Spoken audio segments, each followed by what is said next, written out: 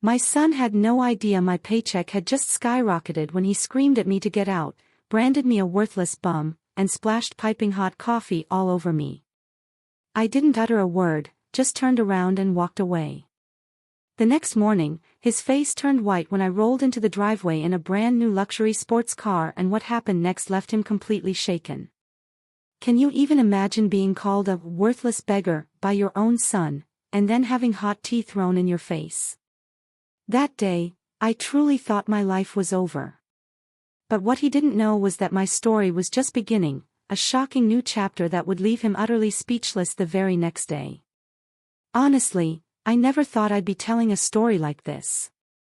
Here I am, Eleanor Vance, 68 years old. Most of my friends are happily settled, enjoying grandkids and quiet evenings. Me? I was tiptoeing around my eldest son's house, flinching at every sound. For years, I was just an accountant. Not glamorous, I know. But after my husband, Arthur, died so suddenly, he just slumped in his chair one evening when our kids were just 8, 12, and 14, stability became everything. His passing left me alone with 3 little ones and a mortgage. So my job at Sterling Construction. It was my lifeline. My boss, Mr. Sterling, was an absolute godsend. He understood. He let me work from home, he never questioned an urgent advance. I worked for him for 34 years. My children grew up so differently. My middle daughter, Clara, she's the sweetest. She became an elementary school teacher, married a programmer named David, and gave me 2 wonderful grandkids, Max and Lily. They live in Portland, but they call constantly. Their Christmas packages, with homemade cards from the kids, always bring a tear to my eye. My youngest, Leo, he inherited Arthur's love for electronics. He's an engineer in Chicago.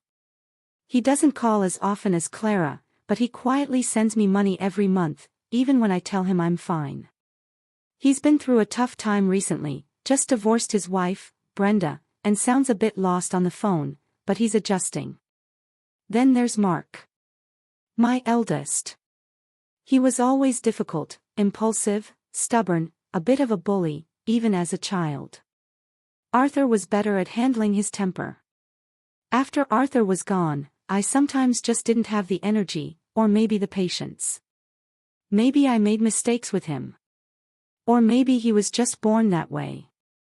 Mark works as an insurance appraiser and married Sophia when he was 26. She's the type who fancies herself high society, but honestly, she's just an administrator at a gym. They have 2 kids, Alex, 15, and Sarah, 13.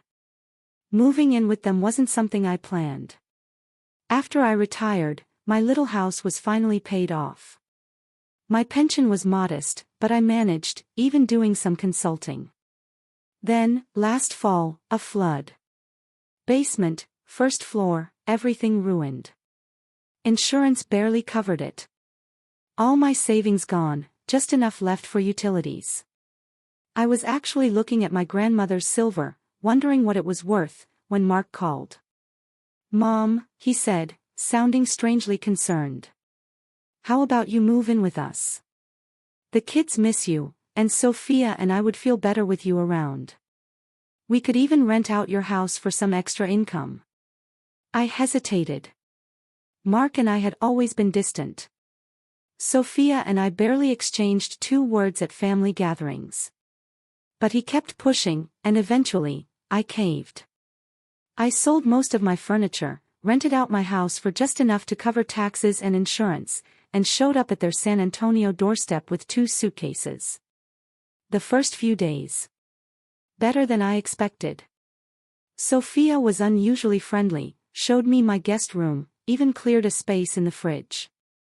Alex and Sarah, who I usually saw once a year, were wary but polite. "We're so glad you're here, Mom," Mark said, hugging me. "Don't worry about a thing. Just enjoy yourself." But that, enjoy yourself, didn't last. On the 3rd evening, as we relaxed in the backyard, Mark casually dropped the bombshell. You know, Mom, Sophia and I work a lot, and the kids are teenagers now. They need supervision. Would you mind picking them up and making dinner sometimes? Just a couple of times a week when we have late shifts. Of course, I agreed. I was living there for free, after all. It was the least I could do.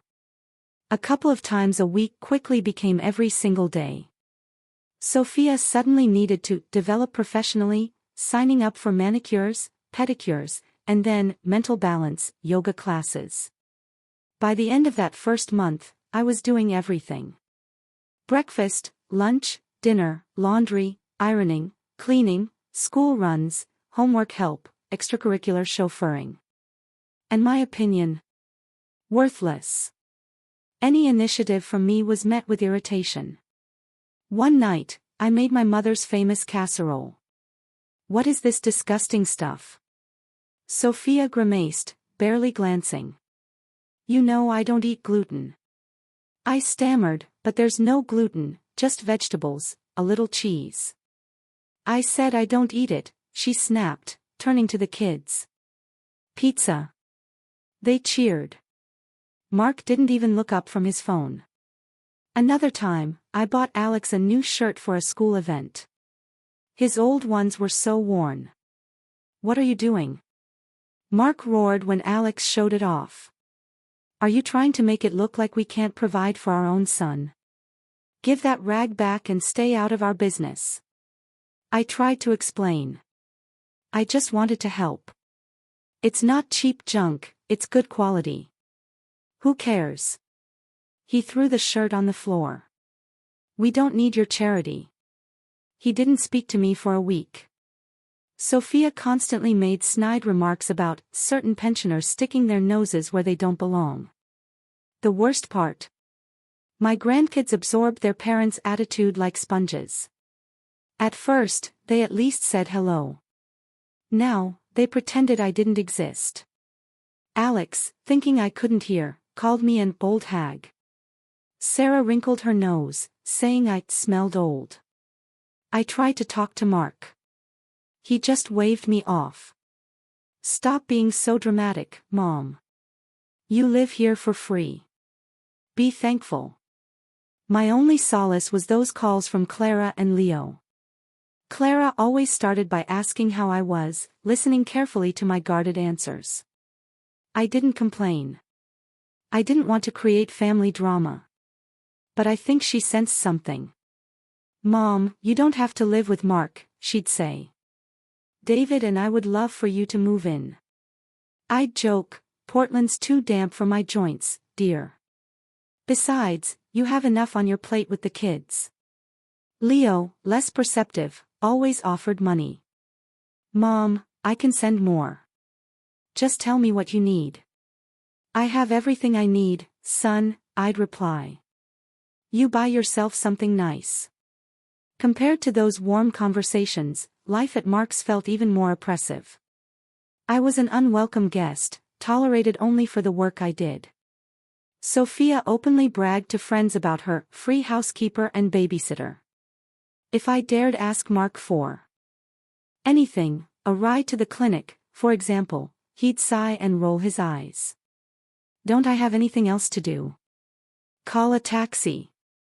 By the end of the third month, I was seriously considering going into debt to break my rental lease and move back to my little flooded house. But then, the phone rang, and everything changed. One evening, as I was cooking dinner, my ancient phone rang. An unfamiliar number. I almost hung up. Scammers are relentless. But something stopped me. Eleanor, this is Mr. Sterling. His voice was weaker, but unmistakably his. I don't know if you remember your old boss. Of course, I do, Mr. Sterling. I said, surprised. How are you? Been better, Eleanor. Been better, he sighed. Listen, we need to talk. It's important. Can you come to the office tomorrow at 10 o'clock? Tomorrow was Wednesday. I had to pick up Sarah at 2 and take her to piano. I hesitated. This is really important, Eleanor. His voice was almost pleading. I wouldn't bother you if there was anyone else I could ask. All right, Mr. Sterling, I decided. I'll be there. Thank you, Eleanor. And be prepared for a serious conversation.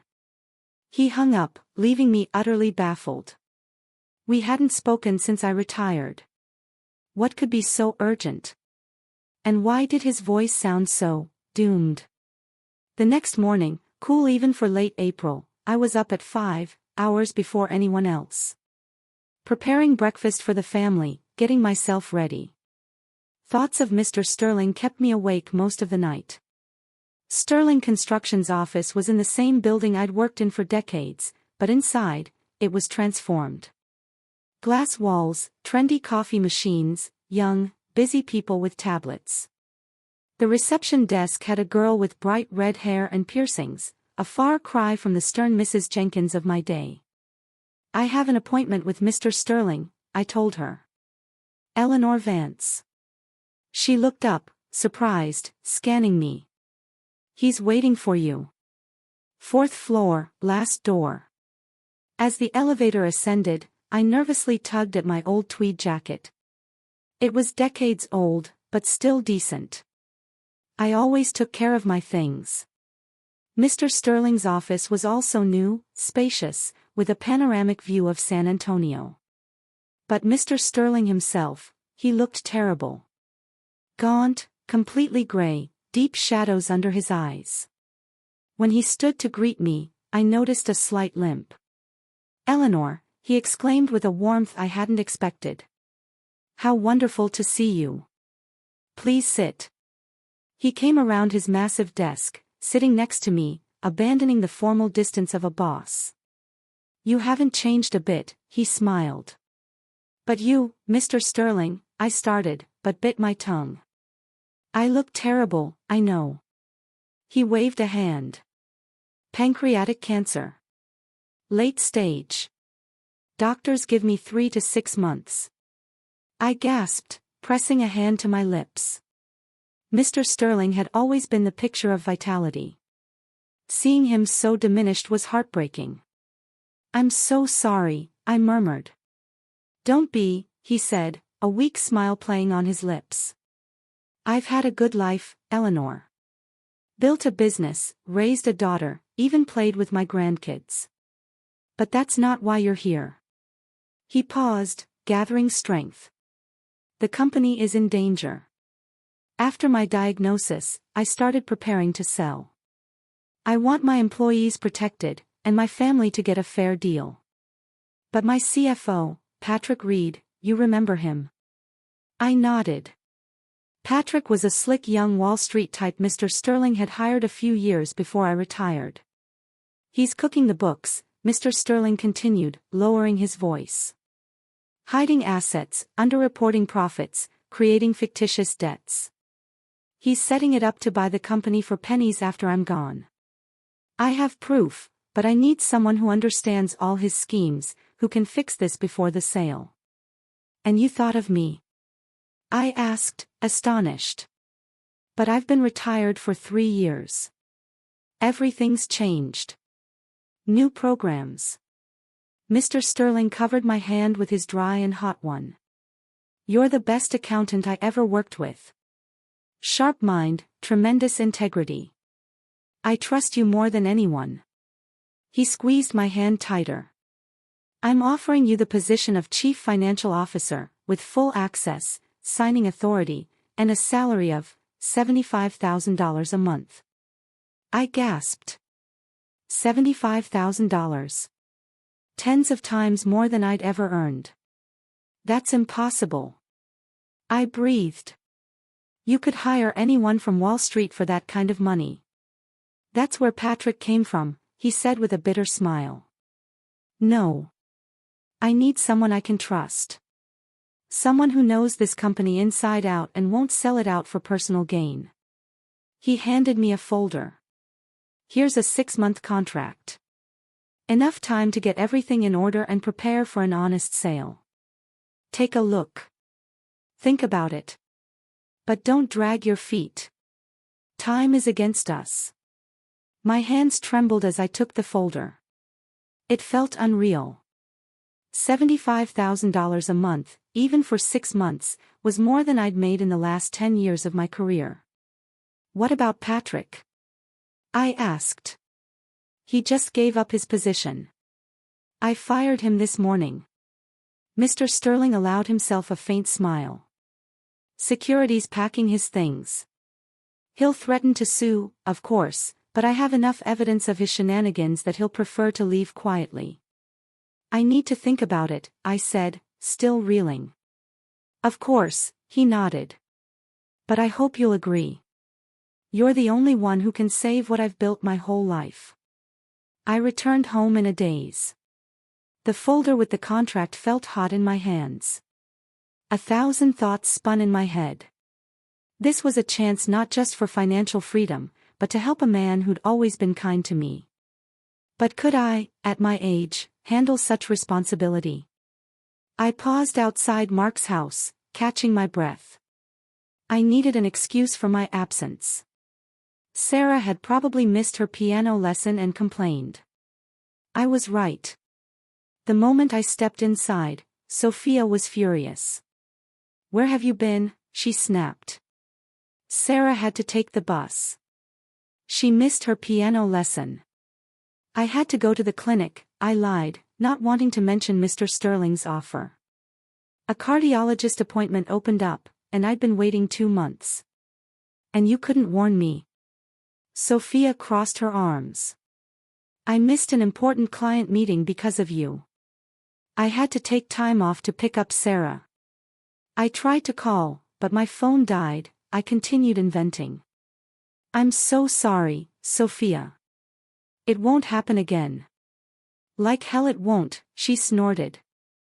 Mark is going to be furious. And indeed, that evening, I endured a long, angry tirade from my son. My irresponsibility. My ingratitude. We took you in, gave you a roof over your head, and what do? He shouted, spittle flying. You let us down at the first opportunity. Mark, I tried to explain. I don't care about your explanations. He slammed his fist on the table. Either you do your job, or pack your things and go back to your hole. I lowered my head. Arguing with him was useless, especially when he was like this. Besides, my mind was on the contract in my bag. That night, when the house was quiet, I carefully studied the documents. The terms were beyond generous: the incredible salary, premium health insurance, a company car, a bonus for a successful sale. The contract was clean, no hidden clauses, even compensation if they terminated early. I spent a sleepless night weighing it all. By morning, my decision was made. I would accept. It was a chance to help Mr. Sterling, yes, but also a chance to reclaim my own life. I called him first thing, as soon as Mark and Sophia left for work and the kids went to school. I accept, I said. No preamble. Great. Mr. Sterling sounded relieved. When can you start? Tomorrow. I'll see you at the office at 9 o'clock. Eleanor, thank you. After hanging up, I considered my next move. Should I tell my family? After yesterday's scene? Absolutely not. I could already hear Mark and Sophia demanding money for repairs, a new car, private school for the kids. No. I needed to get on my feet first, save for my own place, then decide.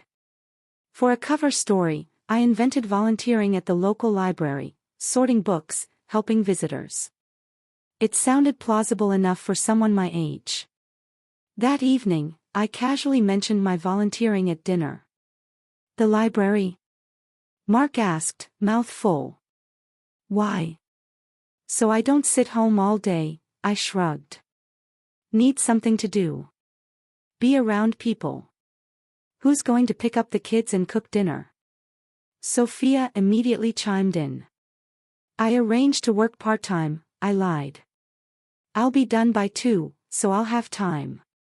Mark and Sophia exchanged glances, clearly unhappy, but couldn't openly object. It was unpaid, after all. Just don't let it interfere with your duties here, Mark warned. We didn't take you in so you could entertain yourself with books. Of course, dear, I replied meekly, biting back the truth about my new salary. The next day, I started at Sterling Construction. The first few weeks were a blur, learning new software, deciphering Patrick's convoluted schemes, earning the trust of skeptical young colleagues. But slowly, it all came back to me. My decades of experience, my knowledge of the company's history, my old connections, they were invaluable. Accounting had always been my forte, and Patrick's schemes, though clever, were not impenetrable. Mr. Sterling, despite his failing health, came in every other day, spending hours bringing me up to speed, supporting my decisions before the board. You're doing even better than I expected, he said after a particularly successful meeting where we presented a debt restructuring plan. I knew I was right about you, Eleanor. His words meant more than any amount of money. For the first time in ages, I felt needed, competent, respected. It was intoxicating, especially compared to home. At home, things only worsened. Sophia, annoyed that my volunteering, now cut into my household duties, became even more nitpicky and sarcastic. You've oversalted the soup again, she'd grimace at dinner. And the laundry isn't ironed properly. Maybe less time with your books, more time taking care of the family that took you in. Mark echoed her complaints. Mom, you've been so distracted. Forgot my favorite cheese yesterday. Didn't write down a message from my boss today. It's all because of your stupid library. Maybe you should stop playing charity. The grandchildren were the worst. Now, knowing their parents wouldn't reprimand them, they dropped all pretense of politeness. One day, I caught Sarah rummaging through my bag. What are you doing? I asked, trying to hide my alarm. There was a pay slip in the bag. Looking for money, she replied cheekily. I need a new phone case. Sarah, you can't take other people's things without asking, I said gently, taking my bag. If you need money, ask your parents. What could I possibly take from you? She snorted. You have nothing. You're a bum. I froze. Such blunt rudeness. Before I could respond, Sophia entered. What's going on here? She demanded. Grandma won't give me money for a cover. Sarah complained. And she hides her stupid bag from us. She was rummaging through my things, I tried to explain.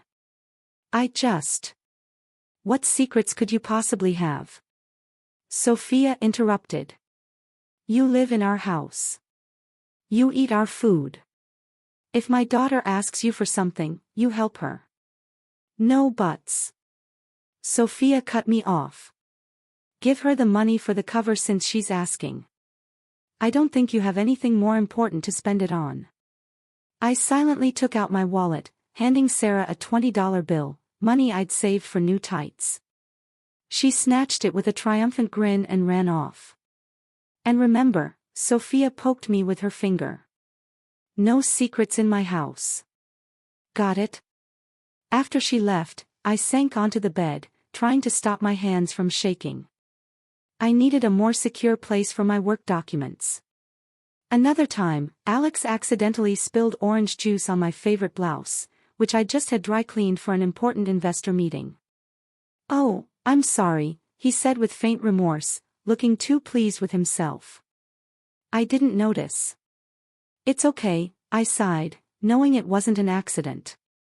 Come on, Mom, Mark interjected as I tried to wash the stain. It's just an old rag. You can buy yourself a new one someday. They both laughed, father and son, exchanging knowing glances. I said nothing, but inside, a knot of hurt and anger tightened. That night, lying in bed, I finally allowed myself to truly think about how my life would change with my new salary. I could rent a beautiful apartment. Buy a car. Travel. I could help Clara and Leo, spoil my grandkids, Max and Lily. I could cut off Mark and his family completely. It was an intoxicating, dizzying freedom. I fell asleep with a smile, imagining Mark's face when he found out the truth. But in the morning, common sense prevailed. I had to be cautious. First, save enough money, find a place, maybe consult a lawyer about my will. I didn't want Mark to get a penny of my money after I died. In the meantime, I had to endure. Every morning, off to the library, working myself to exhaustion at the office, then returning home to cook, clean, and listen to complaints. It felt like a double life. Successful CFO by day, powerless servant by night. It was exhausting, but the thought that it would soon end gave me strength. "Hang in there, Eleanor," Mr. Sterling encouraged me one day, noticing the circles under my eyes. "You're doing an incredible job.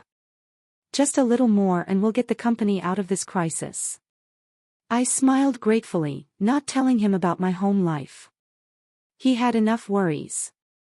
His health was failing fast. It seemed he was holding on purely by will to see his business saved. At home, new trials. Sophia suddenly decided I should also clean the garage and backyard. "You sit in your library all day," she said. "Consider it compensation for your absence." "But I already do all the housework," I argued. "And the library is work, even if unpaid. Who needs your fussing with books?" Sophia snapped. "You live here for free. Be nice and work for it." I gritted my teeth and said nothing. My weekdays blurred into an endless marathon. Up at 5 a.m. breakfast for everyone, school lunches, then quietly out the door while they still slept. On the way to the office, a quick stop at a cafe for a coffee, a small luxury I could now afford. By 8:30, I was at my desk, diving into financial reports. The work was harder than I'd anticipated. Patrick had left a real mess. Fake documents, hidden accounts, confusing transactions. But methodically, step by step, I untangled the knot. "Eleanor, you're a miracle," Mr. Sterling said, looking over my reports. "You've done more in 3 weeks than Patrick did in 3 years." I just shrugged. I just know the company, but inside, I was beaming. By early June, we'd uncovered most of Patrick's schemes, restored supplier relations, recovered siphoned assets. The hardest part was over. With my first paycheck, I allowed myself some small pleasures. A new smartphone, replacing my ancient flip phone. Some nice cosmetics. A salon visit for a modern haircut and color to hide the gray. The rest went into a separate account for my own place. These small changes didn't escape Sophia's eagle eye. "Did you get your hair done?" she asked one evening, squinting. "And is that a new phone?" "Yes," I said, trying to sound casual. There was a volunteer event at the library. Free haircuts from students. And Clara gave me the phone for my birthday. "Your birthday's in November," Sophia remarked dryly.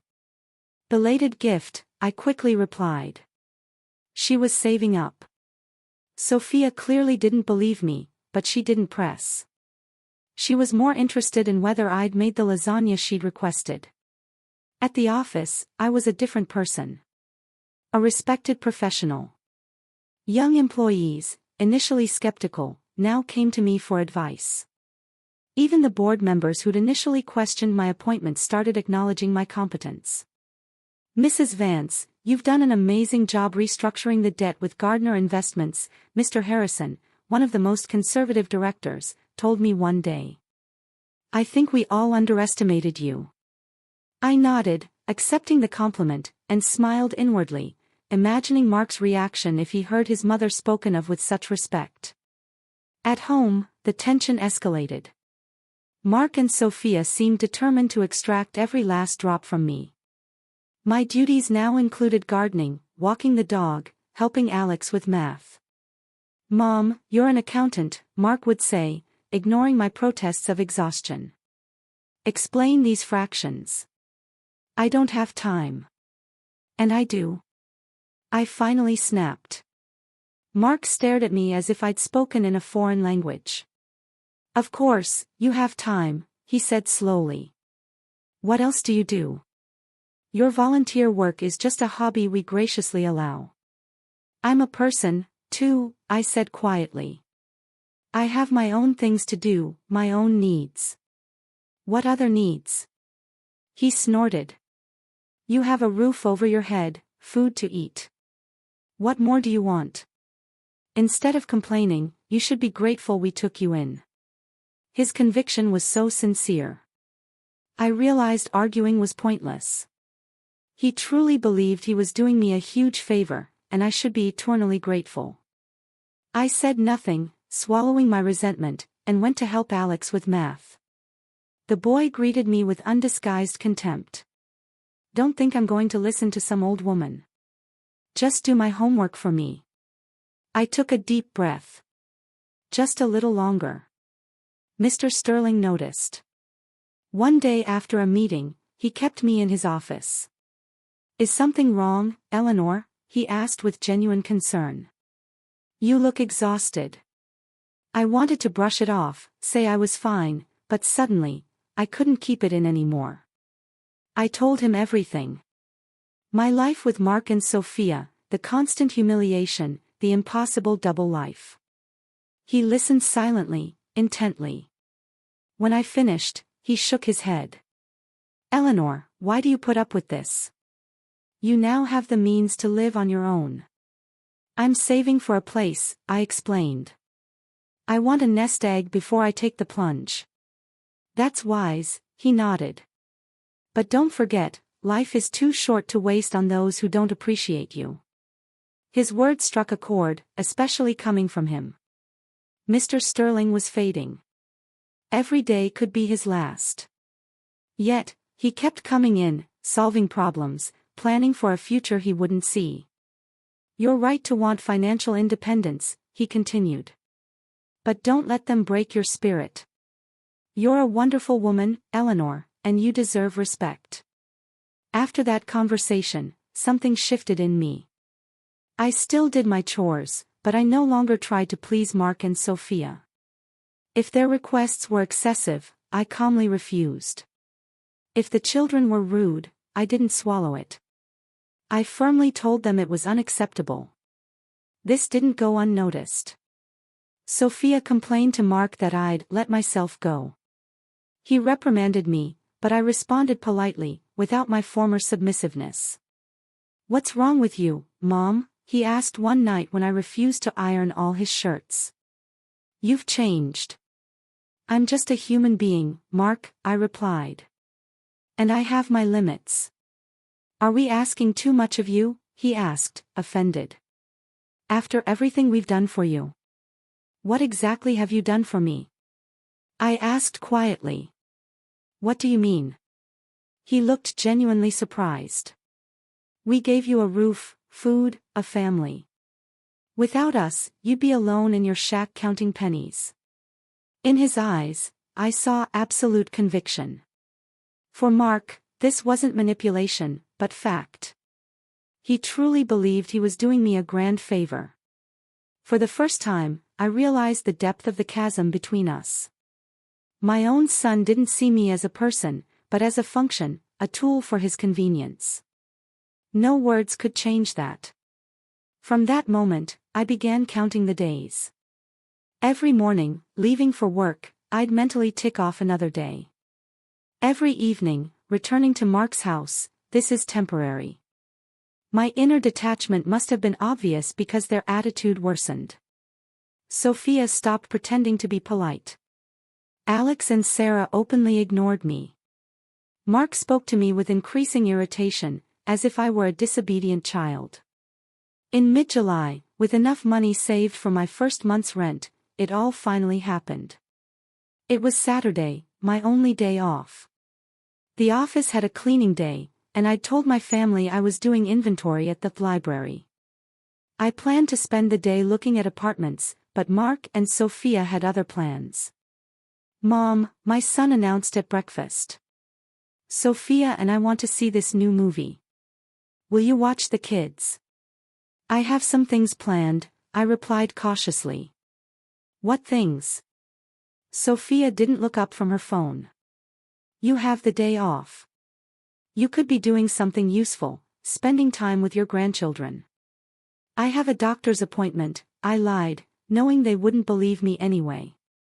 The orthopedist for my arthritis. I've been waiting 2 months. Reschedule it, Mark shrugged. It's not that urgent. I can't reschedule, I said firmly. The doctor is very busy.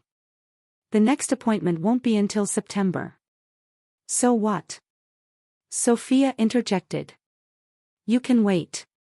You won't fall apart. We want to go to the movies. My knees hurt already. I decided to stand my ground. I need to see the doctor.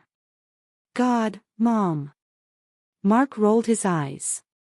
Always your health problems. Why can't you just help your family when they ask? I help you every day. My patience snapped. I cook, clean, pick up the kids, help with homework. Can't I have one day to myself? To yourself? Mark sounded genuinely surprised. What would you do to yourself? You're retired. You don't have a job, hobbies, or friends. Your life is us, your family. I have my own life, I said quietly but firmly. And my own needs. What needs does an old woman have? Sophia snorted, still on her phone. The main need at your age is to be useful to your family, not a burden. I looked at her, then at Mark, who was nodding in agreement. The conversation was useless. They truly didn't see me as a person with my own desires. I'm sorry, but I can't babysit tonight, I said, getting up. I have to go to the doctor.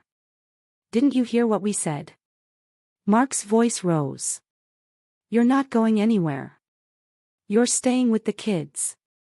No, I said, for the first time truly firm. I'm not staying. Mark's face turned scarlet. He jumped up, towering over me. What do you mean, no? You live in my house. You eat my food. You'll do what I tell you. I'm your mother, not your servant, I tried to speak calmly, though I was trembling. And I have a right to my own time. What right?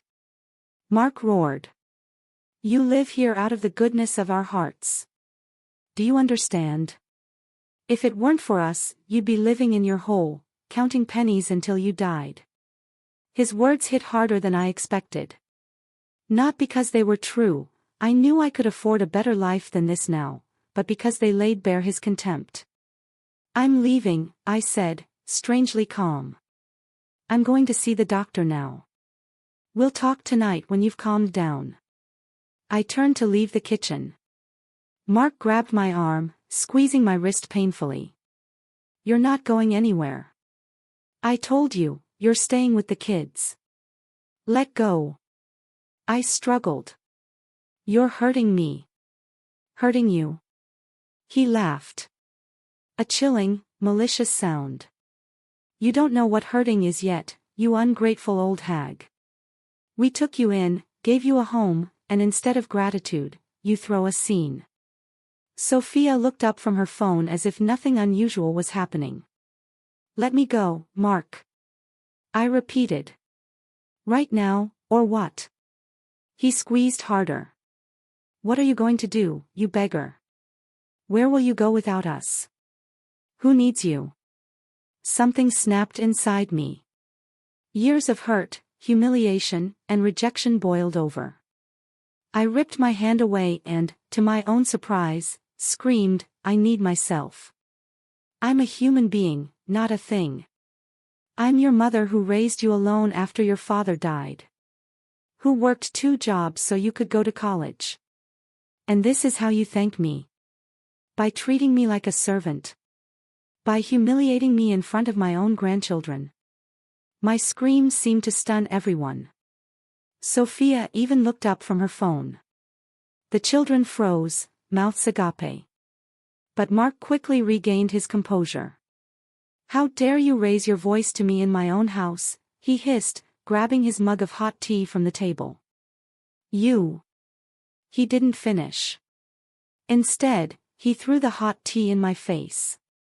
Scalding liquid ran down my cheeks, neck, and chest, soaking my blouse. I screamed in pain and shock. "Get out, you beggar!" Mark yelled, pushing me toward the door. "Get out of my house. You're no longer part of this family. You're nobody. Do you hear me? Nobody." Stunned, my face and clothes wet with tea, I backed toward the door. Mark's eyes burned with a fury I'd never seen. Behind him, Sophia and the children stood unperturbed, indifferent, as if this was a normal family argument, not the expulsion of an elderly woman. "Pack your things and get out." Mark continued to bellow. "I'll give you 10 minutes, then I'll throw everything onto the street." I turned silently and went to my room. My hand shook. My face burned from the tea and the humiliation. But inside, I felt a strange emptiness, as if a final, crucial thread connecting me to this house, to these people, had finally been severed. I quickly gathered essentials into a small bag, documents, phone, a few changes of clothes. The rest I could get later, or buy new. The priority was simply to get out. Passing the kitchen, I heard Sophia say, "Maybe you shouldn't have been so harsh. She is your mother." "I don't care," Mark snapped. "She crossed the line. Let her go and live her own life. We'll see how she manages without us." I quietly opened the front door and stepped outside. It was a sunny morning. Neighbors were gardening. Someone walked a dog. A typical summer day in the suburbs. I walked slowly down the sidewalk, not looking back. My face still burned. My blouse clung uncomfortably. But strangely, I felt lighter than I had in months. A heavy weight had been lifted. Where to now? I thought, stopping at the corner. I had money, but no place to stay.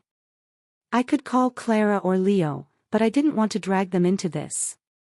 I took out my new phone and called a taxi to the nearest hotel. I could afford it now. And then there would be a new life. One with no place for those who didn't know how to appreciate and respect others. Sitting on a bench waiting for the taxi, I caught myself smiling. For the first time in a long time, I felt truly free. The Riverview Hotel was a godsend. My spacious room, air-conditioned with a soft bed and a large bathroom, felt like a palace after Mark's cramped guest room. First, a long hot shower, washing away not just the sticky tea, but all the negativity of my past life. Red burn marks remained. Thankfully, not serious. The hotel manager, noticing my condition, offered a first aid kit, and I carefully applied healing ointment. Then, I sat on the bed, finally allowing myself to process it all. My own son picked me out, poured hot tea on me, called me a beggar, threw me out like trash, all in front of his wife and children who did nothing. Strangely, instead of despair, I felt only emptiness and a slight bitterness. The last thread to Mark had snapped, freeing me from any illusions. I dialed Mr. Sterling's number. Despite it being his day off, he answered instantly. "Eleanor, is something wrong?" His voice, full of concern, touched me deeply. Holding back tears, I briefly told him what had happened. "My God," he exhaled. "That's terrible. Are you okay? Do you need medical attention?" "No, just minor burns," I replied. "I'm at the Riverview Hotel." "Stay there," he said firmly. "I'll call my friend at the real estate agency. We'll find you a proper place, not just temporary shelter." After talking to Mr. Sterling, I felt better. A job, money, prospects for a home. Not bad for a woman my age, just thrown out by her son. My next call was to Clara. I didn't want to disturb her Saturday, but I had to tell at least one of my kids before Mark gave his version. "Mom," Clara answered, surprised. "You rarely call on Saturdays." "I'm not living with Mark anymore," I said, cutting straight to it. "What? Why? What happened?" I told her everything, trying to be objective, not to exaggerate. Those certain details, like the hot tea, still made her gasp in outrage. "Oh my God, Mom. That's awful," she cried. "Do you want David and me to come get you? Or you can fly to Portland." "No, honey," I said gently. "I'll be fine. I have a job and money for housing." "A job?" Clara asked. "You mean volunteering at the library? But does that pay?" Then I knew it was time. "Actually, I don't work at the library," I confessed. "I'm the chief financial officer at Sterling Construction. I make $75,000 a month." Silence. Then Clara burst out laughing. "Mom, you're joking, right? $75,000 a month.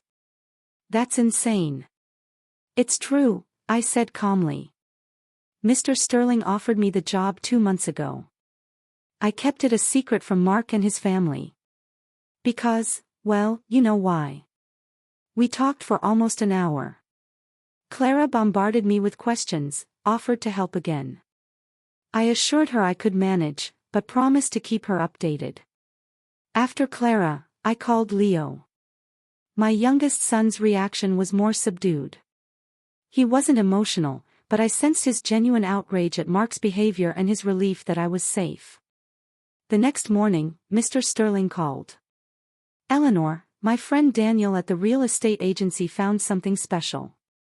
It's an apartment in River Heights, a new gated community with a pool and spa. 2 bedrooms, Riverview. If you're interested, he can show it to you today."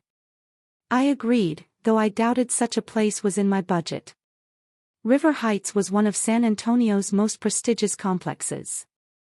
Daniel, an energetic man in his 50s, met me at the entrance.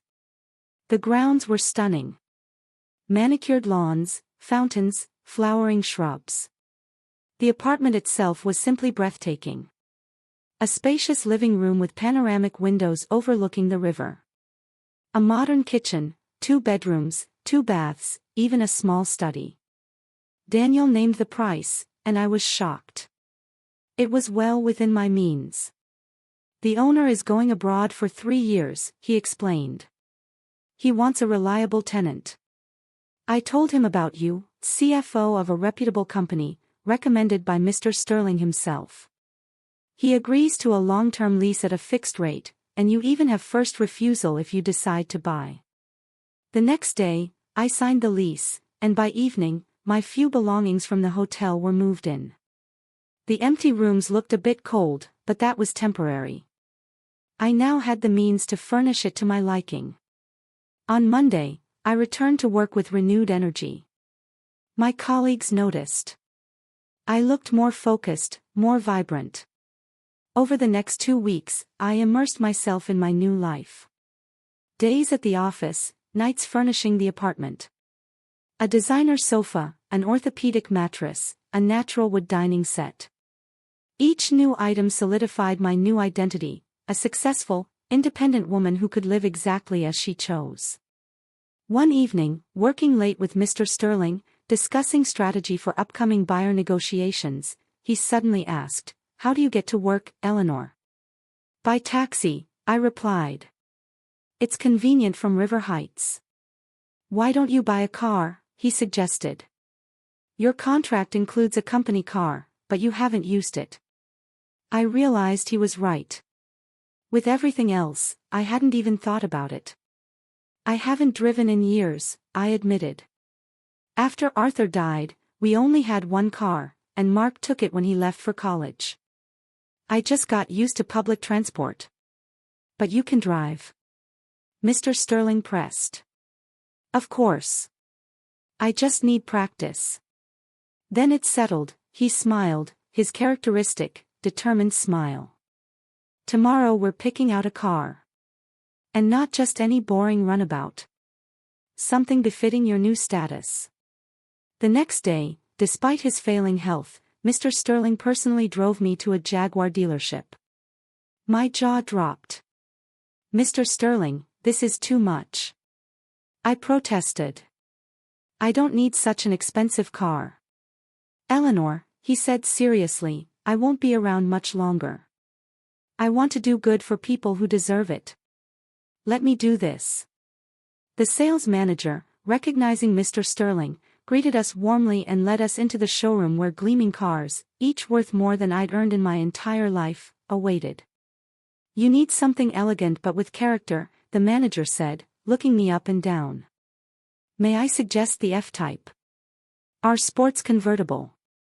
Amazing handling, 0 to 60 in 4 seconds. Absolute comfort. He led us to a dark blue beauty with a cream leather interior. It was a work of art. The manager arranged a test drive. 20 minutes later, we were on the road in the F-Type with an instructor. Mr. Sterling stayed behind, he wasn't feeling well enough for the excitement. I was uncertain at first. Too many buttons, sensitive pedals, too powerful an engine. But slowly, with the instructor's guidance, I got the hang of it. And then, on the highway, truly feeling what that car could do, a wave of pure delight washed over me. You're doing great, the instructor praised. For someone who hasn't driven in a long time, you have excellent reflexes. Back in the showroom, I knew I had to have that car. It embodied my new life. Bright, fast-paced, full of possibilities. 2 days later, I was the owner of a new Jaguar F-Type, a dark blue beauty proudly parked at River Heights. The company paid for it as part of my compensation, even arranged intensive driving lessons. The world had opened up. My own apartment, a prestigious job, a luxury car. I felt 10 years younger. I was bursting with energy. Long walks along the waterfront, joining the pool, even yoga classes for seniors. My physical transformation continued. I updated my wardrobe, choosing elegant, modern clothes that flattered instead of hiding my figure. A stylist gave me a new haircut and taught me natural makeup that refreshed my face without looking vulgar. You've literally blossomed, Mr. Sterling remarked when I showed up at the office in a new lavender suit, my hair perfectly styled. You look like you've aged 15 years younger. I feel like it, I admitted. It's like I've started life over again. And it was true. For the first time in years, I felt like me. Not just a mother, a grandmother, a housekeeper, but a complete person with my own desires, ambitions, and right to happiness. I talked regularly with Clara and Leo, who were thrilled with the changes. Clara even flew in for a weekend to see my new apartment and, of course, my car. My goodness, Mom, you look amazing, she exclaimed, hugging me at the airport. And that's your car? Seriously? We had a wonderful weekend, dining out, talking about everything. Clara admitted she'd never seen me so happy. You know, I always worried about you, she said as we sat on my balcony sipping wine, watching the sunset. I was afraid you'd end up alone, counting every penny. And then when you moved in with Mark, I knew something was wrong, but I didn't realize how bad it was. I didn't either, I admitted. Not until I had a chance to see it from the outside. After Clara left, Leo visited.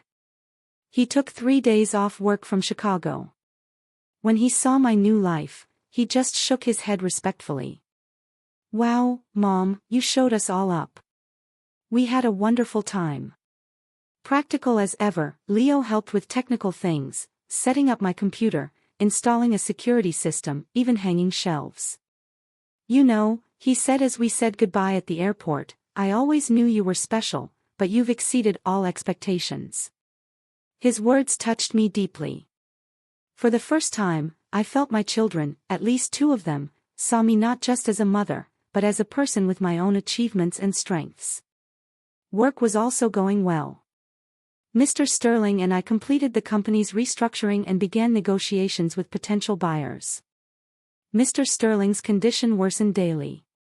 He came to the office only once a week now, spending most of his time working from home or in the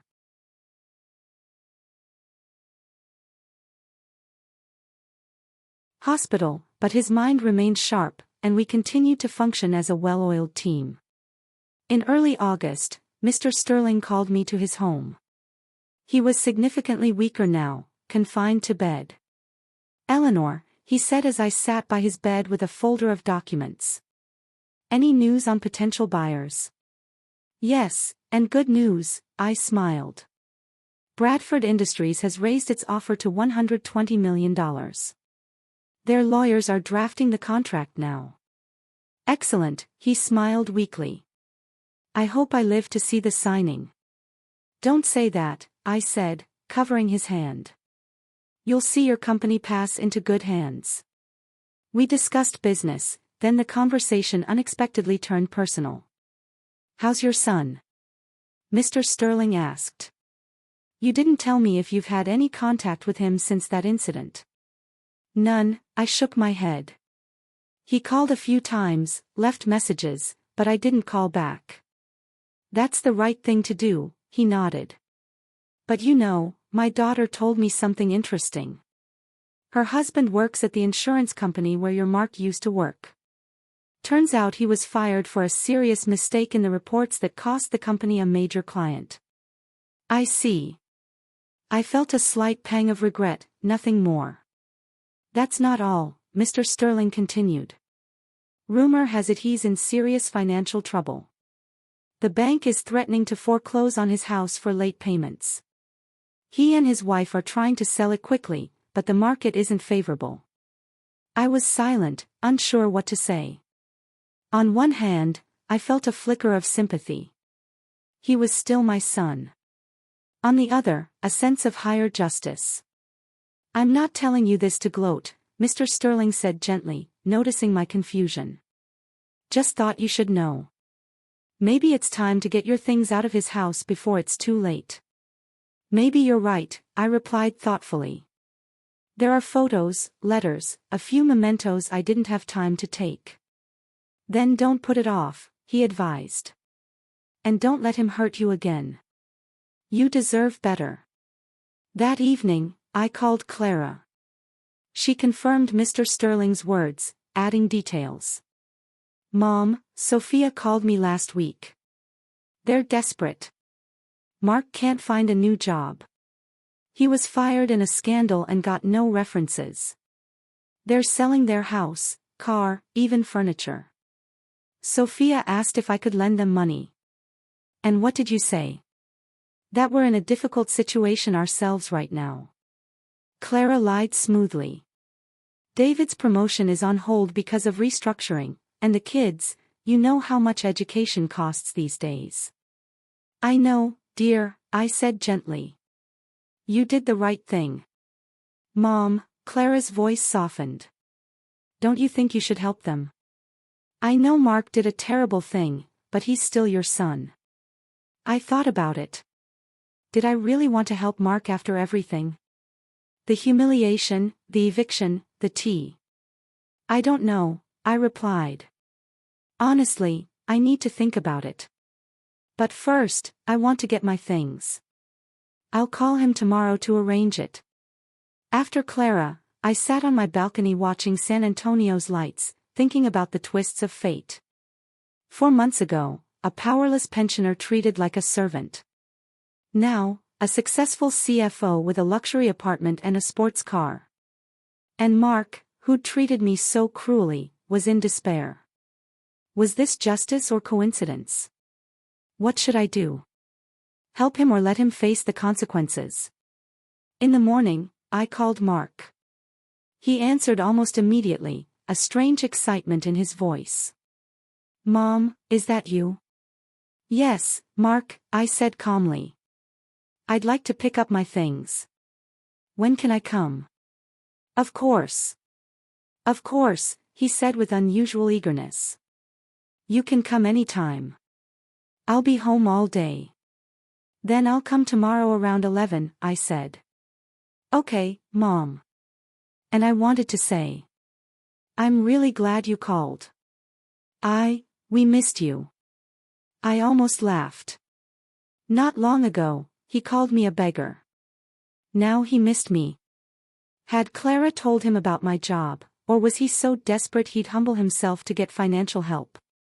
See you tomorrow, Mark, I said, hanging up before he could say anything more sentimental. The next morning, I dressed carefully. An elegant ivory sheath dress, low heels, minimalist gold jewelry, makeup done, hair styled. Looking in the mirror, I barely recognized myself. The confident, well-groomed woman was a world away from the downtrodden old woman I'd been. At exactly 10:30, I got into my Jaguar and headed for Mark's house. The weather was beautiful, bright August sunshine, a light breeze, perfect for a drive with the top down. The car glided smoothly, attracting admiring glances. Who would have thought at 68 I'd be driving a sports convertible? Turning onto Mark Street, my heart quickened. I hadn't been here since that day. The neighborhood looked the same. Neat houses, trimmed lawns, bikes on driveways. But I looked at it now as an outsider. Mark's house stood out, and not in a good way.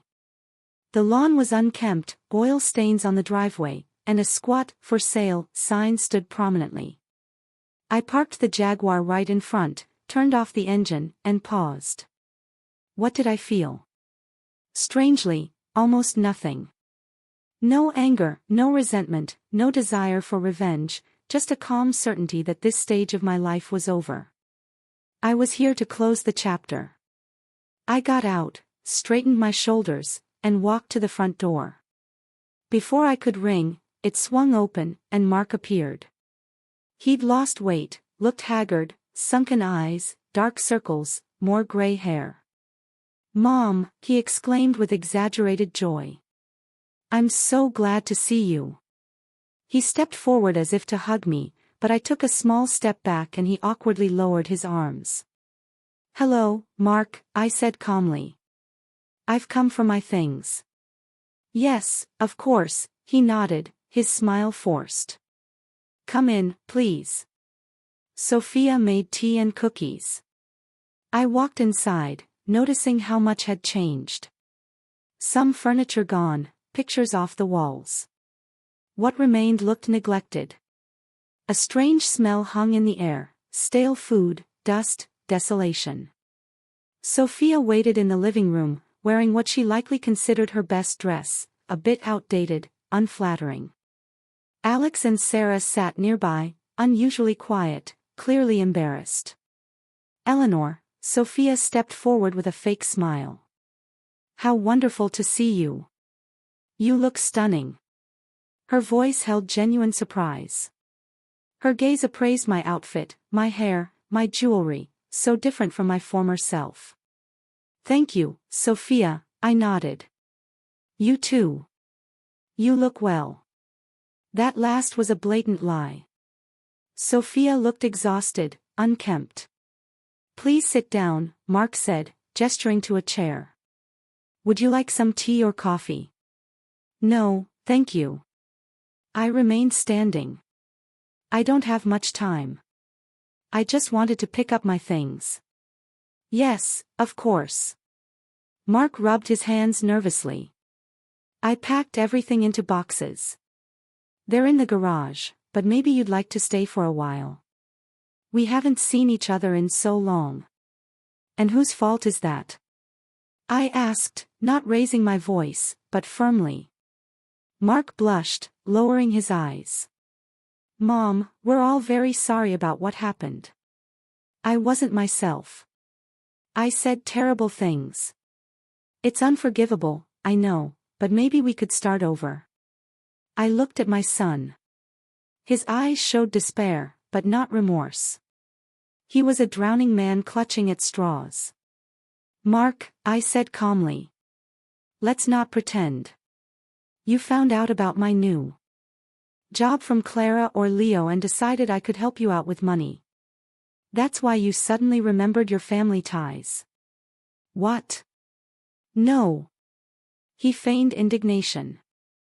How could you think that? We all missed you, right, kids? Alex and Sarah nodded in unison, but their faces were impassive. They were clearly forced into the charade. Mom, Mark continued, clearly changing tactics. I heard you're working at your old company now. That's great. I always knew you were a great professional. And is that your car outside? Impressive. Yes, that's my Jaguar. I allowed myself a slight smile. A company car. Part of my compensation package as CFO, Chief Financial Officer. Sophia couldn't hide her surprise. But you said you were a volunteer at the library. I lied, I replied simply. I didn't want you to know about my real job and salary. Salary? Mark leaned forward. And how much do you make, if you don't mind me asking? $75,000 a month, I said calmly, stating a fact. The room fell silent. Mark froze, mouth open. Sophia turned pale. The children, for the first time, showed genuine interest, looking at each other in astonishment. $75,000 a month, Mark repeated slowly, as if unable to believe his ears. But that's more than you made in a year at the insurance company, I finished for him. Yes, life is full of irony, isn't it? Mom, that's amazing. Mark finally found his voice. I'm so happy for you. And you know, it's for the best that it turned out this way. You've gained independence, a new life, thanks to you kicking me out of the house and pouring hot tea on me. I raised an eyebrow. Well, that's not what I meant, he said, embarrassed. It's just, everything's for the best, right? Maybe, I agreed. But don't pretend you wanted to help me. You wanted to get rid of the burden, as you called me. Mom, I was wrong. Mark took a step toward me, his voice pleading. I admit it. I acted terribly, but we all make mistakes, right? Didn't you teach us to forgive? Yes, I nodded. And I forgive you, Mark. But that doesn't mean I'll forget or that I should put myself at risk of being treated that way again. But we've changed. Sophia interjected, moving closer, her voice now honeyed. The last few months have been difficult for us. We've reevaluated a lot of things. Yeah, especially when you found out I make $75,000 a month, I couldn't resist the sarcasm. Eleanor, don't be like that. Mark stepped closer. Of course, things are tough financially, but it's not about the money. It's just that I've realized how much you mean to us. I sighed. His insincerity was palpable. Where are my things, Mark? I asked, ending the pointless conversation. In the garage, he said, visibly deflated. I'll walk you out. We walked through the kitchen to the garage. 3 cardboard boxes labeled Mom. That's everything, Mark said. I tried not to forget anything. Your photo albums, books, personal items. I opened the top box. Everything looked fine. Thanks, I nodded. Can you help me carry them to the car? Mark picked up 2 boxes. I took the third, the lightest. We left the house. Sophia and the children followed, not wanting to miss the spectacle. Wow! Alex breathed, speaking for the first time. Is that really your car, Grandma? Yes, Alex, I said, opening the trunk. It was large enough for all 3 boxes. Cool, the boy muttered with reluctant admiration. Mark carefully placed the boxes in the trunk and turned to me. Mom, please, let's talk. I know I did a terrible thing, but I'm your son, your flesh and blood. Can you give me a second chance? I looked at him closely. A grown man, my child whom I had given birth to, raised, sacrificed for. But in his eyes, I saw only calculation and despair, not love or remorse. You know, Mark, I said calmly, when you kicked me out, you called me a beggar. You said I was nobody, that I was living here out of the goodness of your heart. You didn't see me as a person, just a function, a convenient servant. I was wrong, he said, lowering his eyes. I didn't mean it. No, you did, I shook my head. And you know what's the saddest part? I almost believed you. I almost believed I was nobody. That I didn't deserve respect or a decent life. But now I know that's not true. I closed the trunk and walked around the car to the driver's side. Mom, please. Mark followed me. We're on the verge of bankruptcy. The bank is taking the house. I don't have a job. The kids could end up on the street. I'm sorry you're in this situation, I said sincerely. But you're a grown man, Mark. You'll manage. But you could help. His voice took on that familiar, demanding tone. You make a fortune, and your own son could end up homeless. Like you once said to me, I opened the car door. Let's see how you manage without us. Now it's your turn to find the answer to that question. You can't do this. Mark's voice became hysterical. I'm your son. Yes, you're my son, I said, getting behind the wheel. And that's exactly why I'm not just going to give you money. It won't help you become a better person. Maybe when you face the consequences of your actions, you'll finally learn to appreciate other people and treat them with respect. I started the engine, and the powerful roar made Mark take a step back. Goodbye, Mark, I said, I wish you and your family all the best. Mom, he made one last desperate attempt. You can't just leave. We're family. Family isn't just blood, I replied. It's mutual respect, care, and support. When you're ready for a real family relationship, you know where to find me. With that, I pulled away, leaving Mark, Sophia, and the children standing in the driveway, faces confused and angry. As I pulled onto the highway, I felt a strange sense of relief. Not malice, not vengeful satisfaction, but pure, unadulterated relief, as if a heavy weight had finally been lifted from my shoulders. For the first time in many years, I was completely free. Free from guilt, from false responsibility, from toxic relationships. That evening, I sat on the balcony of my apartment, sipping a glass of fine wine, watching the lights of San Antonio sparkle. The boxes from Mark's house still sat unpacked in the corner of my living room. I decided I'd sort through them tomorrow, with a clear head. My phone rang, interrupting my thoughts. It was Clara. Mom, how did it go? Her voice sounded worried. Fine, I replied calmly. I got my things and left. And Mark, did he ask for help? Oh, yes, I smiled. As soon as he found out about my salary, he remembered I was his beloved mother. And what did you decide? Clara asked cautiously. I refused, I replied simply. Not because I want to get back at him, but because it won't help him become a better person. He has to deal with the consequences of his actions himself.